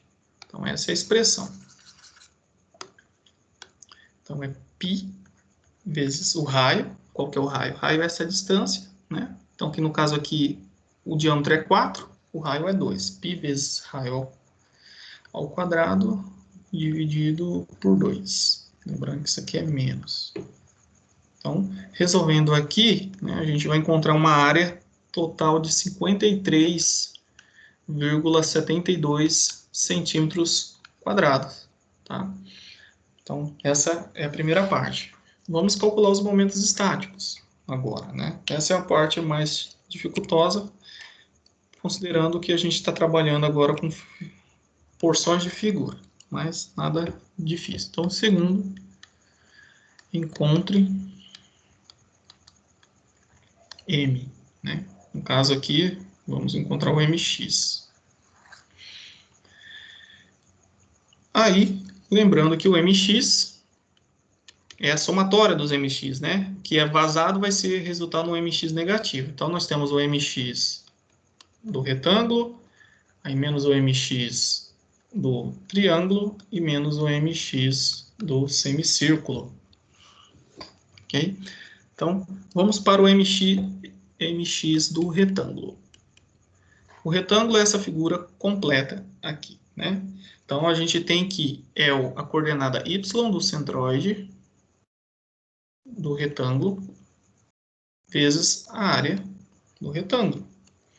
Qual que é a coordenada y do retângulo, né, que os eixos passam por essa região? Essa altura dividido por 2, né? Então, vai ser 6 dividido por 2, que é 3, tá? Bem tranquilo. Se não entenderem, vocês podem interromper, tá? É 3. E a área do retângulo, aqui é 6 vezes, no caso aqui tinha dado 12, né? 6 vezes 12. Que vai resultar num valor de 216, tá? 216 centímetros cúbicos. Vamos fazer agora do semicírculo aqui em cima. Depois vamos fazer o triângulo aqui para seguir a ordem daqui. Então vamos lá. O momento estático em relação a x do triângulo é a coordenada y do centroide do triângulo vezes a sua área. O triângulo está aqui, certo?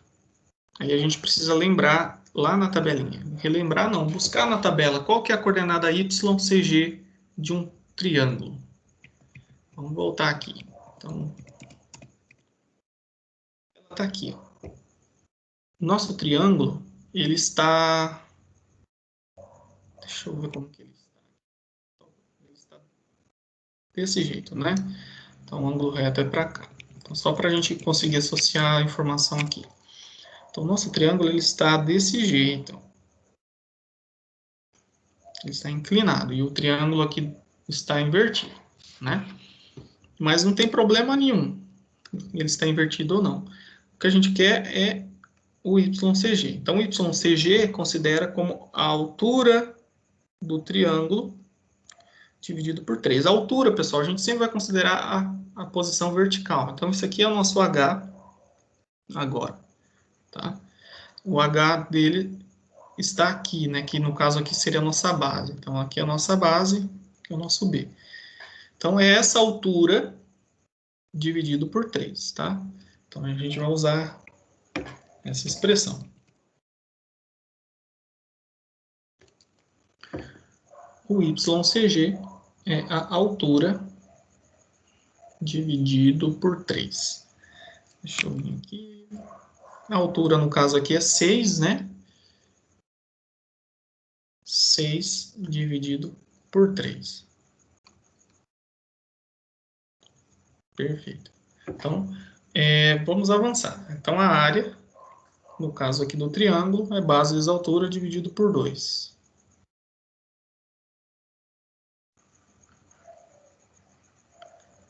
Ah, não, tem um erro aqui. Ninguém conseguiu perceber, né?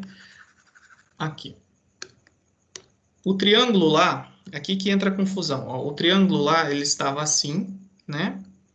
O x está aqui e o y está aqui. Então, o que que a gente tem aqui? O YCG, nesse caso, né? Essa distância aqui, ou seja, o H, que ele chamou de H, dividido por 3. É o nosso YCG, considerando o eixo passando aqui embaixo. Então, ok. Então, o que que a gente vai fazer? Né? O eixo passa aqui embaixo. Se a gente fizer as contas, a gente vai perceber que vai dar 2, né? No caso, se a gente for considerar essa orientação, é 6, que é a altura, né? Dividido por 2, é 2. Ok. Ele está contando... Opa, 6 dividido por 3, perdão. É 2. Ele está contando daqui para cá, ó. O 0 passa a ser aqui, ó, né? 1, 2. Sobe aqui e deu 2. Só que o nosso caso, né? O eixo está aqui, tá? A figura está invertida. É x aqui e o y está aqui. O nosso 0 passa a ser aqui. Então, eu vou contar 2 unidades para cá. Então, 1, 2. Então, vai chegar 2 até aqui. Só que não é esse ponto que eu quero. Eu quero deste ponto até este, tá? Que é o nosso YCG com relação ao problema. Então, se eu sei que daqui até aqui tem o 2, né? E esse lado inteiro vale 6, quanto que vale essa distância, né? É 6 menos 2, então isso aqui vale 4. Este é o nosso YCG. Ficou alguma dúvida, pessoal? Confundi vocês? Toda vez que, dependendo então de como tiver a forma do triângulo, vai somar a base pela onde tiver. Se você tem que olhar onde é a origem, né? Adotada, no caso da tabela. A tabela considerou a figura nessa posição, né? Onde a origem do sistema de coordenadas estava aqui, ó, nesse canto. E o nosso caso está aqui em cima. Então, a gente vai começar a considerar contando os valores aqui. Onde parar, parou aqui. Então, a gente não quer esse valor daqui a aqui. A gente quer saber até o eixo X daqui. Aí, a gente usa o remanescente. A gente vai fazer a mesma coisa com o semicírculo, aí provavelmente vai ficar mais claro. Então, vamos resolver aqui. Então, deu 4, né? Foi 4. 4, aí base vezes altura dividido por 2. Base, altura dividido por 2. 3 vezes 6 dividido por 2. Isso aqui resultou em 36, tá? 36 centímetros cúbicos. Vamos vir aqui para o outro lado aqui. Vamos fazer agora do... Oi? Volta aí, por favor. Volta. Se esse triângulo tivesse ao contrário... Contrário, espelhado. Imagina que você espelhou aqui. A origem dele é embaixo. Tá, se ele tivesse... Ah, tá. Tá, então. Deixa eu ver se eu vou conseguir desenhar do jeito que você quer. Se ele tivesse assim... Isso. Aí você basicamente precisaria só recorrer a essa informação aqui. Já seria o suficiente. Claro que seria outra figura, né? Outra situação, né? Então a base vezes a altura seria a partir do ângulo de 90 graus. Isso. Então aqui, ó. Esse aqui é a nossa origem, tá? Porque aqui é a nossa base, ó. Aqui é a nossa base, aqui é a nossa altura. O outro estava assim, ó. Opa. Aqui é a base dele e aqui é a altura, né? Então, é a nossa base. Só que a base dele, ó, parte aqui do zero, né? Ó. A nossa base está partindo aqui do topo, então a gente só inverte a origem. Entendi. Não sei se faz sentido assim, se fica mais fácil de entender. Beleza? Vamos lá. Vamos fazer agora do semicírculo, para ver se fica mais fácil. Então, o momento estático em x do semicírculo, coordenada y, do centro de gravidade, né, dele, vezes a área dele, do semicírculo. O semicírculo está aqui. Só uma observação, né? o exercício ele já nos dá um norte aqui, onde está. Esses pontos aqui ele já está dizendo, só para facilitar a vida de vocês. Então, ele já disse que está aqui, ó, isso aqui é a coordenada, né? Mas o que seria o meu YCG? Né? O YCG seria dessa distância aqui até aqui, tá? Esse é meu YCG que eu vou usar aqui. CG. Igual do triângulo, né? O exercício ele já nos deu, ele falou que era este ponto aqui. Então, este aqui era o meu YCG. Quando a gente usou as equaçõezinhas da tabela, ele deu essa distância. Tá? Ele vai fornecer essa distância porque está partindo da origem nesse ponto. Vamos ver aonde a tabelinha considera a origem para o semicírculo, para ver se a gente vai precisar fazer alguma subtração, né? Vamos lá. Aqui. O semicírculo está aqui, ó. Então, o que a gente observa é que ele considera que a origem passa por aqui, ó. Então, aqui é o nosso eixo X. Aqui é o nosso eixo Y. Então, aqui é o nosso eixo X, aqui é o nosso eixo Y, né? A referência do problema. Então, o que a gente percebe, né? Que a coordenada X do centroide, para o caso do semicírculo, né? Vai ser 0. Por quê? Porque ela coincide, né, com o nosso eixo X, ó. Ela está em cima do eixo X. Não tem nenhuma movimentação para a direita ou para a esquerda. Então, por isso que quando a gente vai olhar aqui qualquer equação, não tem x, cg, porque é igual a 0. Porque o nosso eixo de referência, no caso da tabela, coincide com o ponto em questão, né? Já o eixo y, né, na verdade, a nossa coordenada y, ela está deslocada para baixo, ó. Então, é essa distância aqui, ó.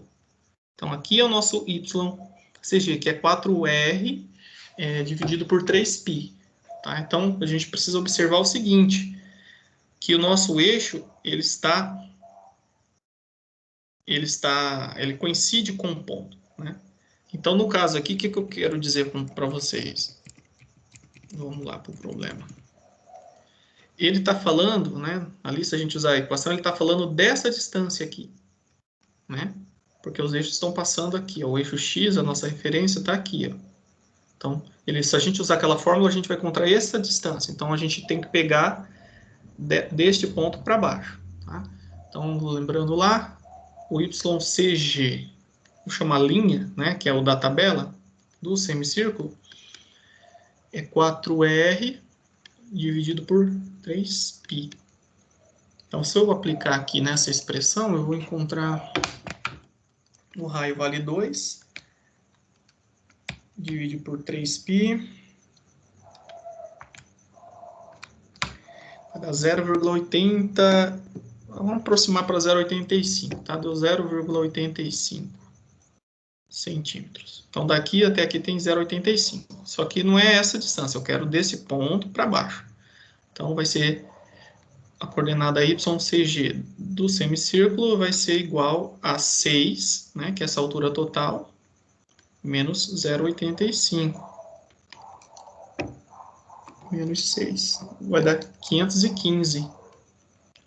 Tá? 515 centímetros. Ou 515, não, 5,15 centímetros. Já tô meio grogue aqui. Bom, é isso, pessoal. Então, neste caso, é similar a este, tá? Porque os eixos lá do problema passam por uma posição diferente. Então, aplicando aqui, o momento estático do semicírculo vai ser 5,15 vezes a área, né? Que é πr ao quadrado sobre 2. O raio aqui é 2 ao quadrado, dividido por 2, que vai resultar em 32,37 centímetros cúbicos. Acabamos, né, de calcular. Agora temos que encontrar o mx total, né, que é a somatória aqui. Então, se eu fizer essa somatória, já vou fazer aqui para adiantar, pegar, né, 216 menos 36 menos 32,37, eu vou encontrar 147,63 centímetros cúbicos. Então, aplicando aqui na primeira parte, né, que a gente já encontrou, então nós temos, né, a somatória que deu 147,63, dividido pela somatória das áreas, que deu 53,72. Isso aqui vai me resultar em 2,6 centímetros. Então, quer dizer que meu YCG está a 2,6 centímetros de altura em relação ao eixo X. Tá? Então, se eu começo a contar daqui de baixo para cima, então subindo aqui 2,6 centímetros, né? Aqui ele está dizendo já, ele já marcou mais ou menos para a gente, para facilitar, então está mais ou menos nessa posição aqui, ó, nessa altura. Aí, qual que é a coordenada XCG? Qual que é essa posição aqui? Aí, deixo para vocês fazerem também, tá? Eu posso depois fornecer esses exercícios no grupo, aí fica fácil para vocês acessarem, tá? Tudo certo, pessoal? Alguma dúvida nesses problemas? Esse aí foi um pouquinho mais complicado, professor, mas que grupo é esse que o senhor comentou?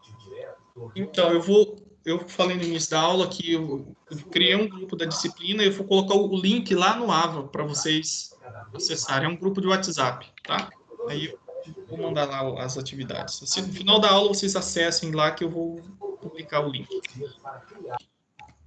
Para a gente fechar, vamos falar por último aqui do momento de inércia, né? O que seria esse momento de inércia? Vou falar do momento de inércia e do raio de giração. São as duas últimas características geométricas de figuras planas que eu vou trazer aqui dentro do assunto. Então, o momento de inércia, ele é uma medida de rigidez, tá? Uma medida de rigidez.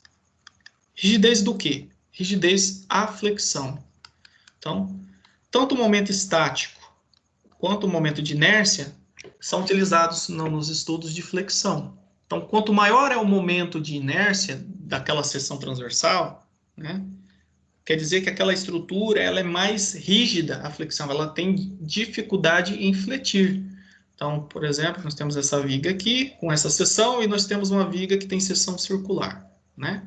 Qual que vai apresentar o maior momento de inércia, né? Aquela que apresenta o maior momento de inércia é aquela que vai apresentar a maior rigidez à flexão. Seções, no caso aqui, né, você pode fazer o experimento, a seção tubular ela vai ter o maior momento de inércia, tá? Tem então que é mais difícil de fazer a flexão. Triangulares, perfis I, aí tudo isso influencia, né? A forma geométrica vai influenciar nessa rigidez. Então, é importante porque a gente vai aplicar, né, nesses estudos. Qual que é a unidade de medida do momento de inércia, tá? Bom, enquanto o momento estático é L, vamos fazer do começo. Então, a gente viu que a área é uma característica geométrica também, importante. Então, a área tem unidade de comprimento ao quadrado. O momento é o centro de gravidade, né? Vamos pela ordem. O CG é uma coordenada, né? O CG é uma unidade de comprimento apenas. E o momento estático, a gente viu que é comprimento ao cubo. Já o momento de inércia é calculado por essas expressões aqui embaixo, tá? Nós temos o momento de inércia em relação a x e o momento de inércia em relação a y, e a equação é essa. Eu não vou entrar nos detalhes, porque é bem intuitivo de se analisar. Então, o momento de inércia nada mais é que, se eu for, por exemplo, calcular o momento de inércia da figura em relação a esse eixo x aqui, é a distância em relação ao eixo x ao quadrado vezes a área da figura. Se for uma figura complexa, eu tenho que calcular a integral dessa área. E assim vai. Então, se a gente fizer uma análise dimensional desse problema, a gente vai ter o seguinte, ó, nós temos o y, que é uma distância, né, vai estar ao quadrado, então, comprimento ao quadrado, e nós temos a área, que tem dimensão de comprimento ao quadrado. Então, por sua vez, o momento de inércia vai ter dimensão de comprimento, aqui no caso, a quarta, tá? a quarta. Então, centímetros a quarta, milímetros a quarta. É importante tomar cuidado com as unidades. Tá? Então, basicamente, mede a rigidez da estrutura ou a resistência à flexão dada aí da estrutura. Nós temos também tabelas, né, que servem como consulta para vocês. Então, resolvendo essas equações aqui, né, para diversas figuras, a gente consegue encontrar expressões para os momentos de inércia para diversas figuras. Nesse caso aqui, ó, os momentos de inércia são considerados, né, foram obtidos em relação ao centroide, tá? Centro de gravidade dessas figuras, tá? Vocês podem encontrar depois em relação a eixos quaisquer que eu vou mostrar para vocês. Então, aqui nós temos algumas expressões. Só para reforçar com relação a essa característica, né, de resistência à flexão. Por exemplo, ó, se nós temos essa viga, ela tem um perfil, né, de seção transversal retangular. Se a gente posicionar ela na horizontal, a gente vai observar esse comportamento aqui. Ela tem a tendência a fletir mais facilmente, tá? E se a gente colocar, né, sua seção transversal aqui na vertical, no caso aqui, quando eu falo vertical, em relação ao eixo Y. Em relação a Y, isso aqui é o momento de inércia em relação a X. Tá? Se ela está posicionada em relação ao eixo X, a gente percebe essa característica. Flete facilmente. Eixo Y, não. Pega a régua, né? Uma régua, vocês vão perceber a mesma coisa. Tenta fazer, né? Olhando aqui, no caso, quando eu falo vertical ou horizontal, estou olhando apenas essa seção transversal aqui. Tá? Em relação a X, aqui no caso, Y.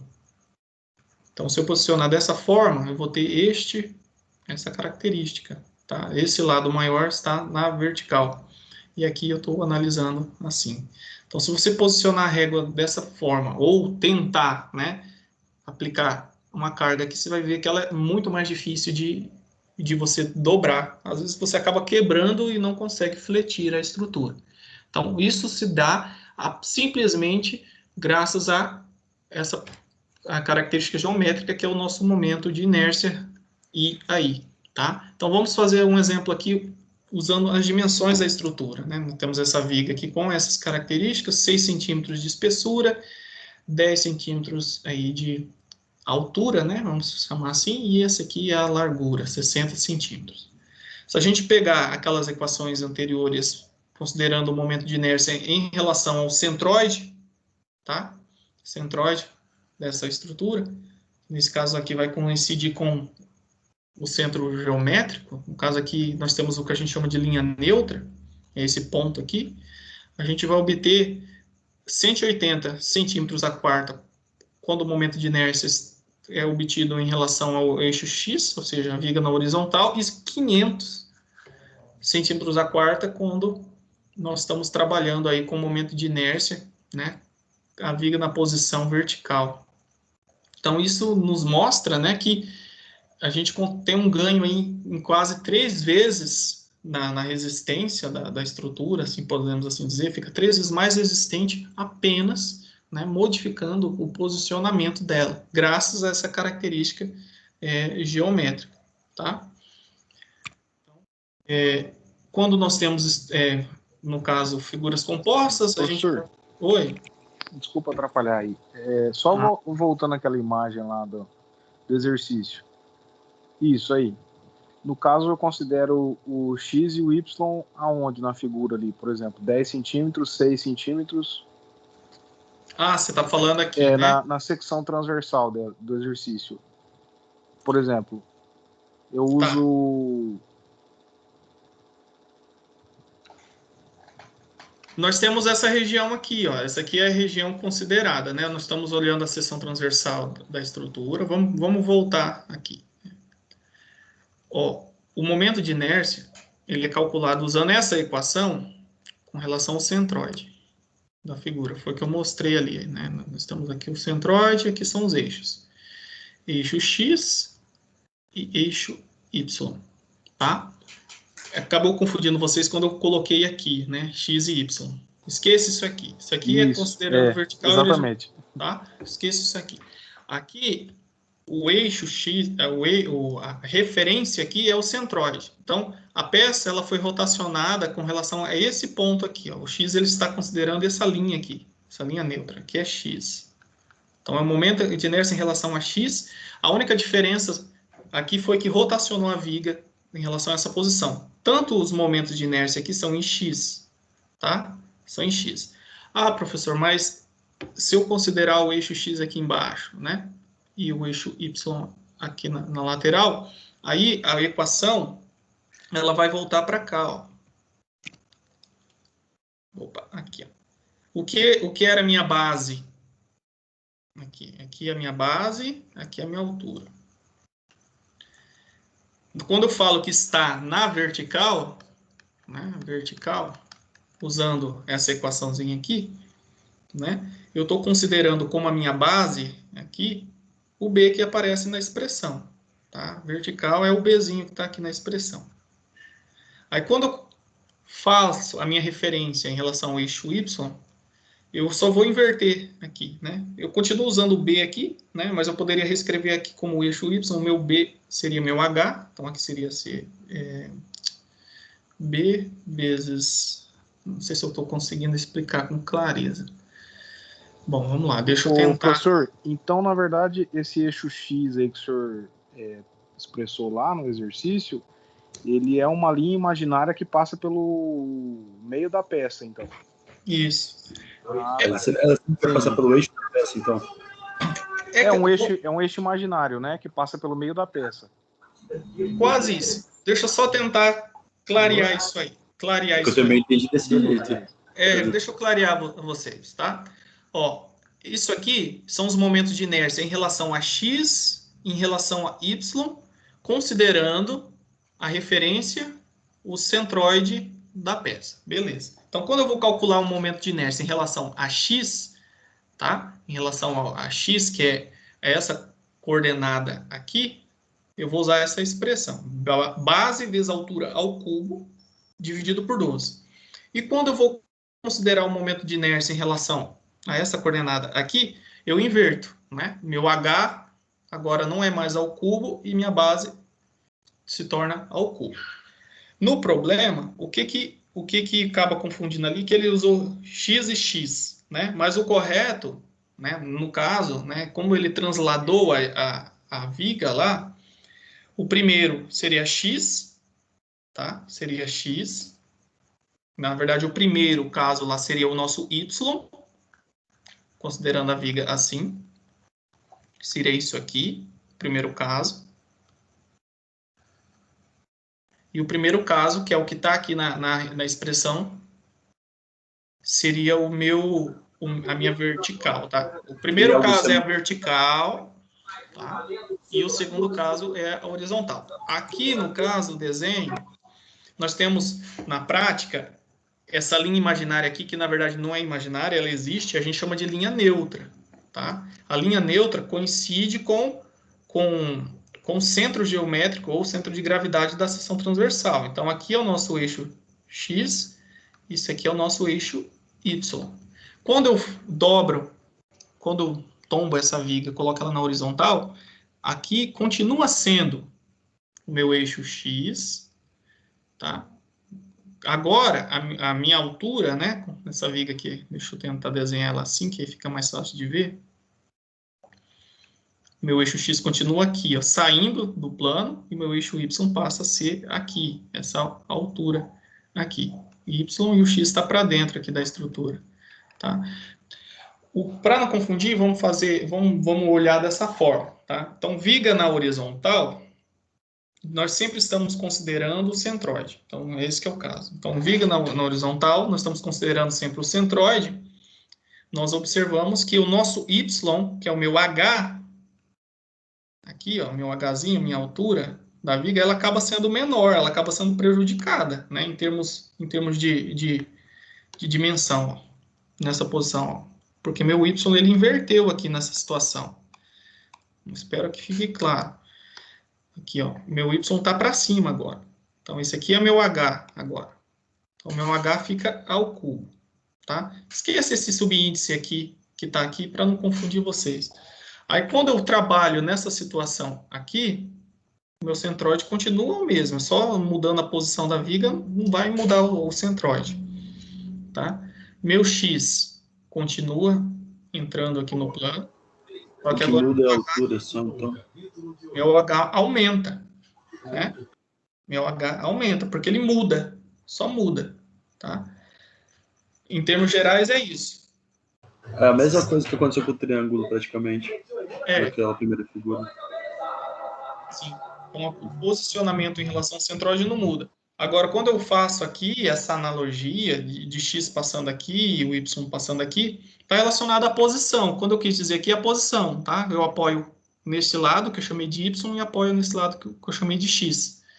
Vamos fazer exercício, a gente vai enxergar melhor isso. Mas existe sim essa linha imaginária, tá? O que seria essa linha imaginária? Não é, na verdade, é uma linha neutra.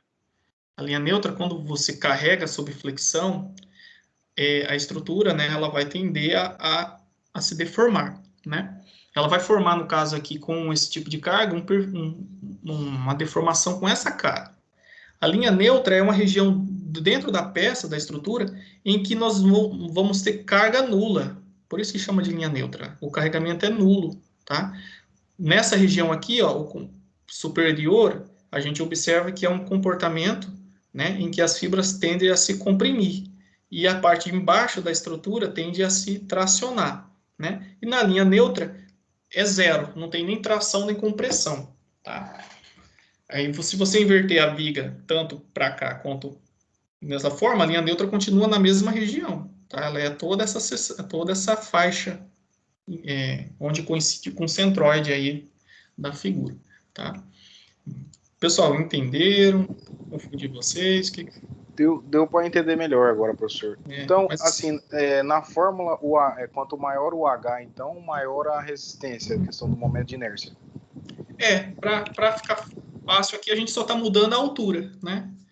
A altura. Se fosse pegar a fórmula, a gente percebe que as fórmulas, eles invertem um B. Uma hora ele usa um B e outra hora ele usa o H, que é o que está aqui, ó. Então, uma hora é o H ao cubo, né? Para essa condição, quando considera X, né? Ele está falando X, está apoiado aqui em X, ó.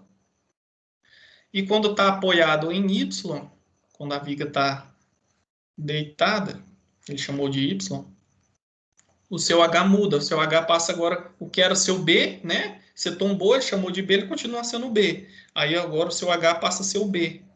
E o seu B passa a ser o H, porque agora ele está apoiado.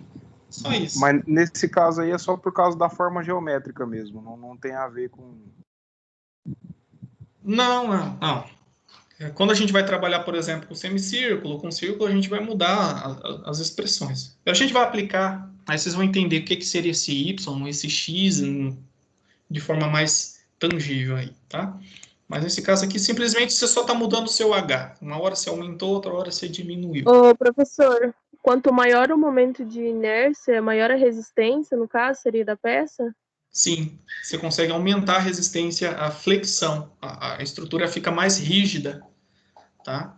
Então, mudando isso, você simplesmente, só mudando a forma de apoiar a estrutura, você aumenta a resistência à flexão dela. A gente vai perceber que o momento de inércia, ele vai estar dentro da equação quando a gente vai calcular a tensão de flexão, tá? Ela está dentro.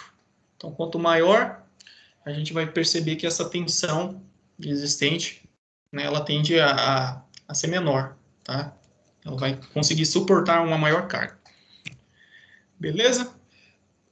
Deixa eu ver o que eu ia passar para vocês. Tá. Na semana que vem eu vou trazer um exercício mais completo. Esse aqui a gente vai precisar usar uma tabelinha, então eu vou deixar para fazer semana que vem só para não delongar.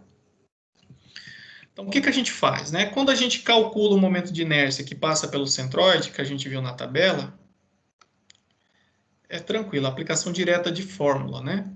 Agora, no caso, quando a gente tem eixos que estão fora do centroide, que é o caso que a gente vai usar bastante, a gente vai usar um teorema chamado Teorema de Steiner, tá? Teorema de Steiner, ou dos eixos paralelos. A gente basicamente coloca eixos na onde a gente quer calcular o momento de inércia ali, né? Você tem a estrutura,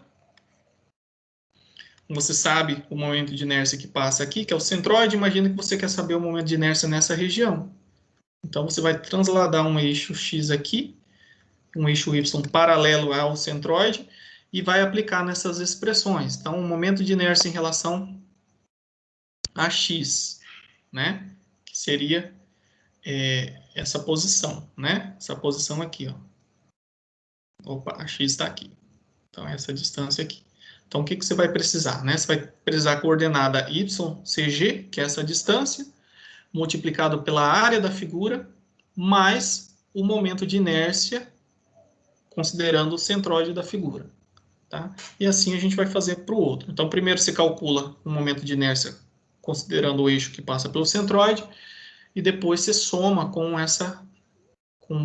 esse valor, né? Que é essa coordenada Y ao quadrado vezes A. E para, no caso oposto, né? Se você quer saber o momento de inércia em relação a esse eixo Y aqui, você vai mudar a coordenada de referência aqui, né? Que vai ser x quadrado CG, e vai usar, né, o momento de inércia em relação a Y, tá?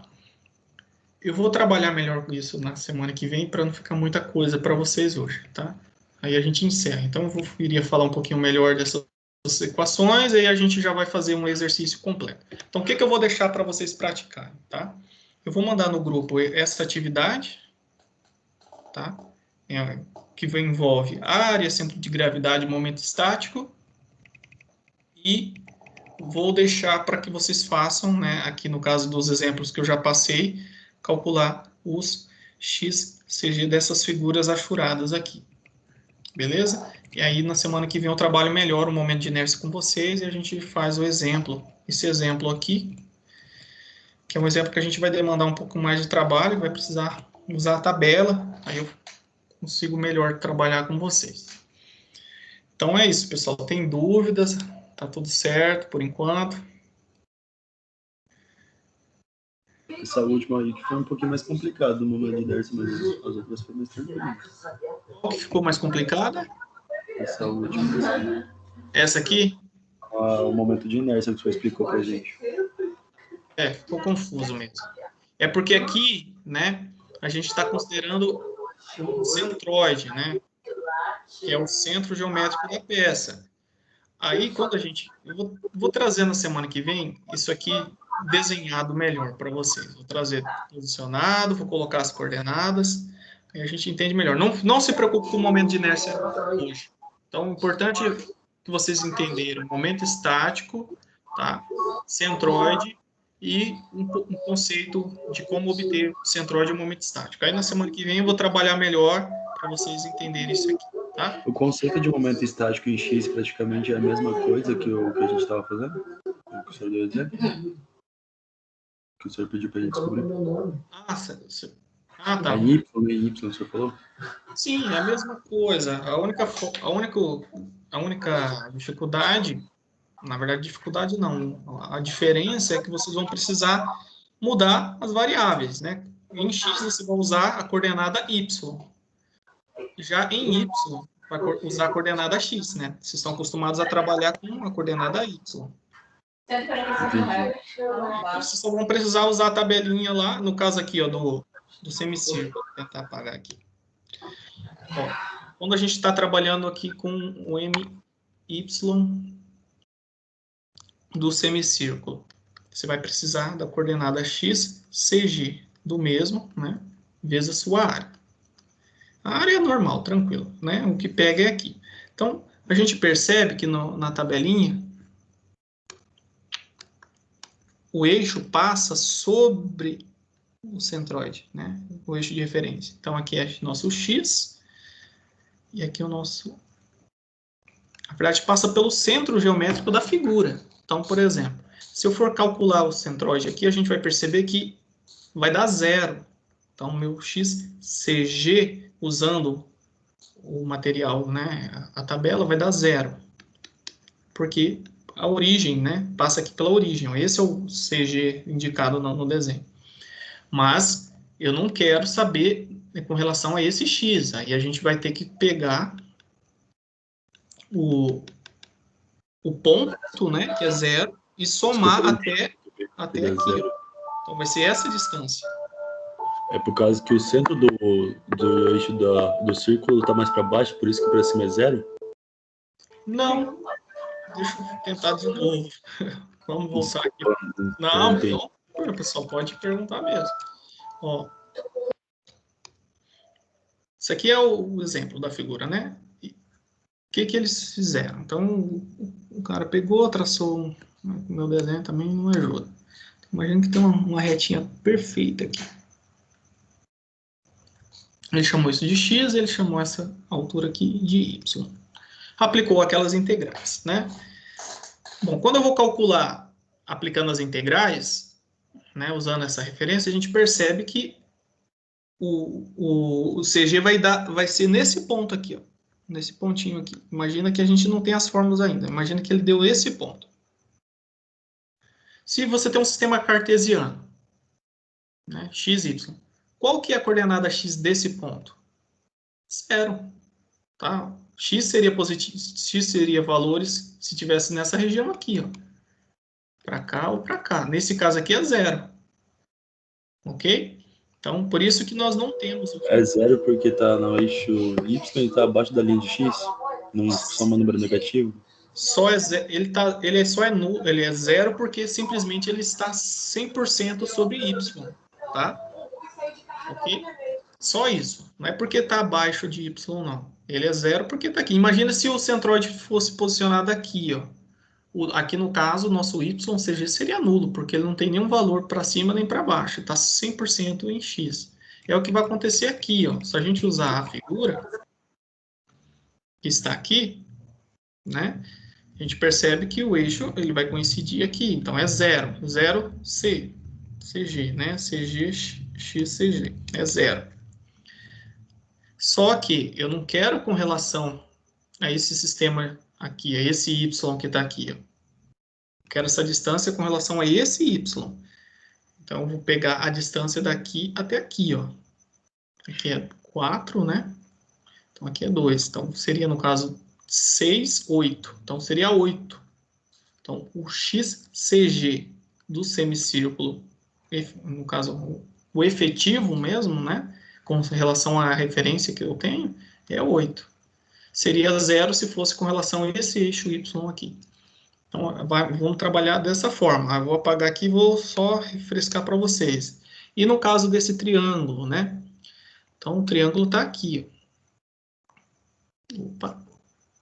Então, ele já indicou na figura, né? Imagine que a gente não tem esse ponto, mas é essa distância aqui que eu quero, tá? Qual que é o valor? Então, se a gente olhar no desenho, a figura está assim, né? O Y está aqui e o X está aqui. Aqui nesse caso, a gente não vai precisar transformar nada, ó, porque coincide, independente do triângulo estar para cima ou para baixo, vai ser a mesma coisa. Tá? Essa distância aqui, essa aqui e aqui. Só mudar, só modificou quando a gente está procurando a altura, né? A altura aí faz sentido, né? Se eu pegar essa altura aqui e colocar aqui, a estrutura é totalmente diferente. Tá?